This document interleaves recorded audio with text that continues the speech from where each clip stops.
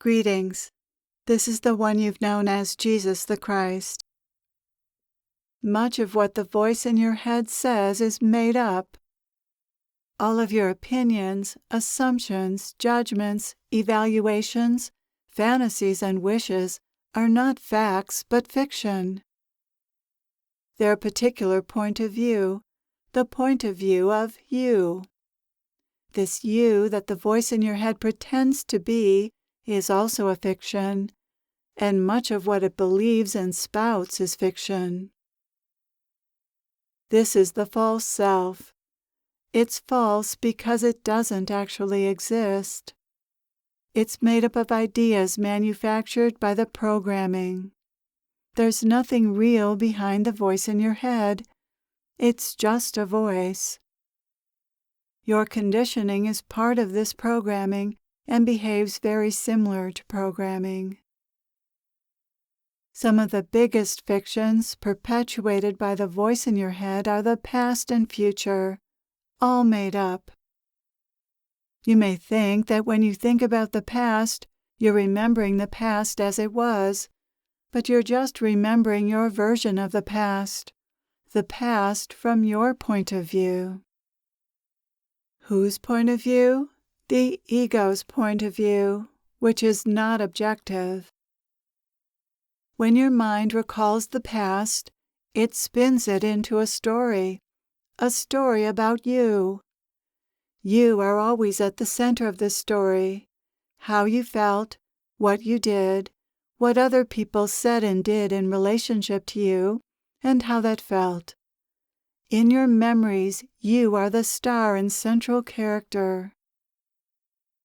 This is quite an incomplete story, as all stories are, and incomplete stories are not the truth. How can they be? The truth is the whole truth, not just part of it. And this is why you suffer over the past. You tell an incomplete story, often a sad story, or a resentful story, or some other story that leads to feelings of some sort. These are your memories. And then there are fictions created around these stories about the past. It could have been different. It should have been different. I could have done something. I should have done something. He shouldn't have done that. Life shouldn't be so hard. Life is unfair. Why did God do this? These are the untruths that magnify the pain of past events.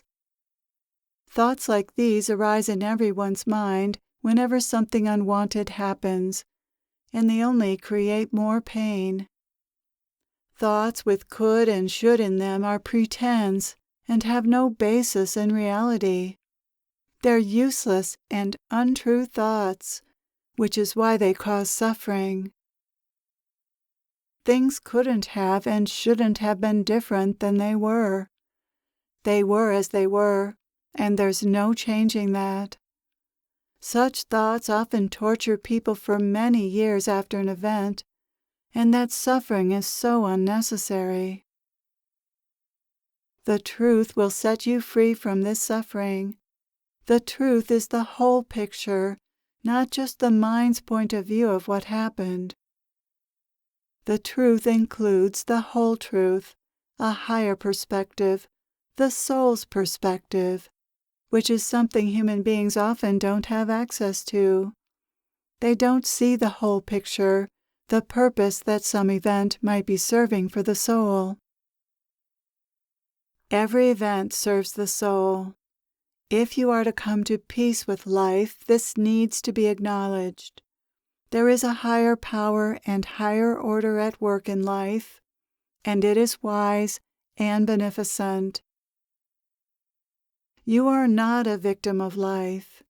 Your soul willingly chose to experience whatever you've experienced or are experiencing for its growth and evolution, because it knew that it could gain from it in some important way.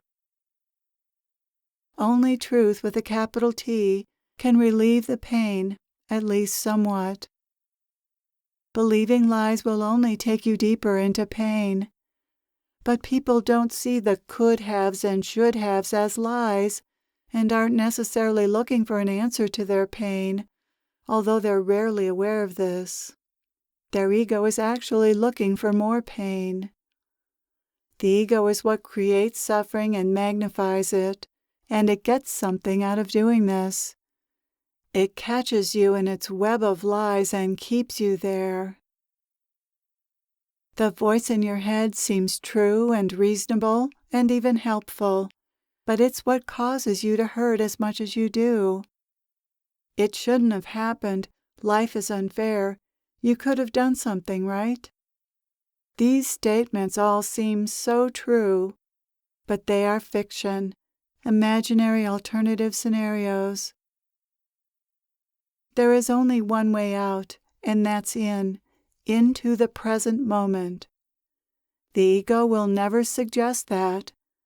The voice in your head is not what brings solace to you. Only the truth can do that, and that is nowhere to be found in the egoic mind. And it's found in just resting in the present moment and opening up and listening to your inner wisdom, which speaks silently and wordlessly to you. In the present moment is where you'll find acceptance and peace, where you can rest from the self-torture of the egoic mind. The future is even more of a fiction than the past. The mind loves to think about the future, and you need to think about the future at times, but much of what the mind thinks about the future is pure imagination, pure conjecture, made up.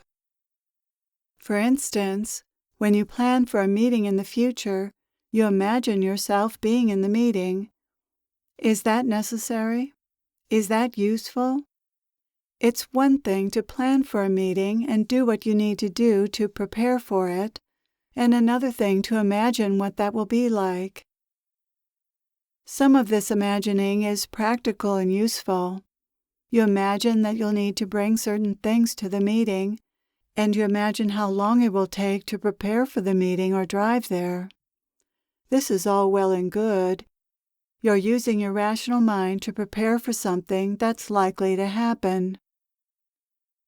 This is very different from imagining yourself in the meeting and how you'll do and what people will say. You're imagining how the meeting will turn out. This is fantasy. These thoughts are different because they come from a different part of your brain, from your egoic mind, the voice in your head, not the rational mind. The difference is that you are at the center of these thoughts. Is this useful? Some would say so. Some would say that if you imagine a positive future outcome, then that's what will happen, although that's rarely how life works. Imagining a positive outcome might be helpful in overriding the negative voice in your head, which could sabotage your chances of having a good meeting. But there's another possibility. How about just being present in the moment and allowing your actions and speech to come out of the flow?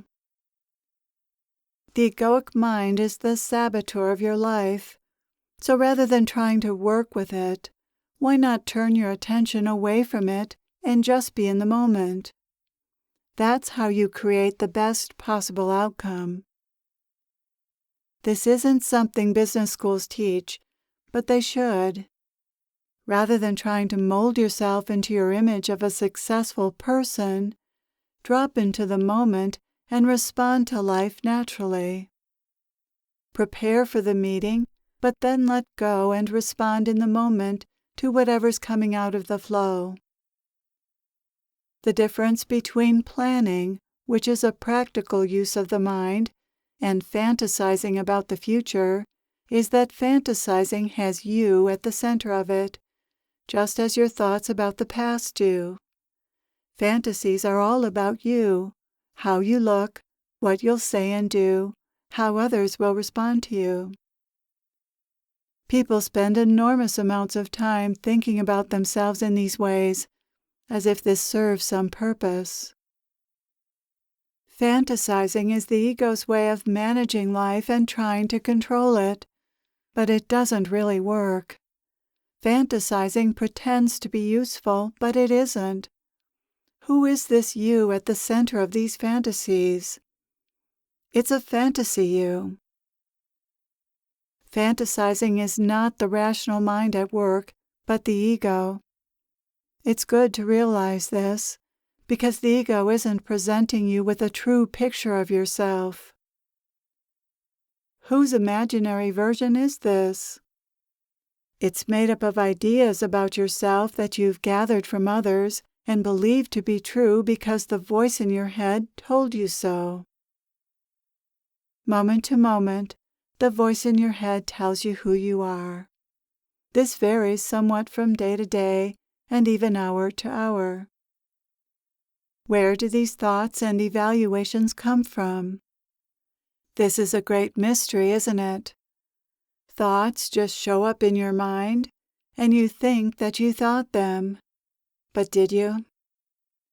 Who is this you that thinks he or she is thinking? Don't you just imagine that you're thinking these thoughts? No one actually thought them. They just seemed to come from you, but they came out of nowhere. They just appeared in your mind. In truth, they came out of the unconscious mind, which is a repository of memories, feelings, beliefs, conditioning, experiences, things people told you, things you read, things you learned, and things negative entities told you. Your memories and the many other things in your unconscious mind have you at the center of them and are stored in the unconscious mind as stories or pictures of yourself. This is where you get your sense of self, your self-images and identities. But you are not these self-images or identities. It might be that you behave a certain way sometimes, but it doesn't mean you are that way. The unconscious mind creates an identity out of all these pieces of information and declares, "This is who you are." But you are not this, even though you may be behaving as if you are. So this is how the unconscious mind limits you. In truth, you are what's able to see the truth about this situation. You are what's able to be objective about this information. You are what's able to not be limited or defined by it, because you aren't, in fact, limited or defined by any of these memories, stories, images, or beliefs. You are the consciousness that animates your body and uses the rational mind at times and gets caught in the irrational voice in your head at other times. You, as consciousness, go in and out of identification with your thoughts. And when this consciousness is not identified with thoughts, you're at peace. You fall into the true self, the divine self, and regain the kingdom with all of its treasures: love, peace, joy, compassion, strength, wisdom, and clarity. You are a soul, a spark of God, who has chosen to lose your connection with God, to experience being human for a relatively brief time in the history of an eternal being such as yourself. Once you realize this, you can get on with being your divine self in the world. Your divine self knows exactly how to be in life in a way that is joyful, kind, and wise. This is who you are. We in these dimensions know this about you, and we are here to share this great good news with you and encourage you to see yourselves as this, as what you truly are. Seeing yourself in this way is not a fantasy. It is a fact, and all the other ways you see yourself are fiction. They are false. This is what you must come to realize for yourself. This is the journey, the spiritual path, the path back home to love. Thank you for your openness. Thank you for being here. I am with you always.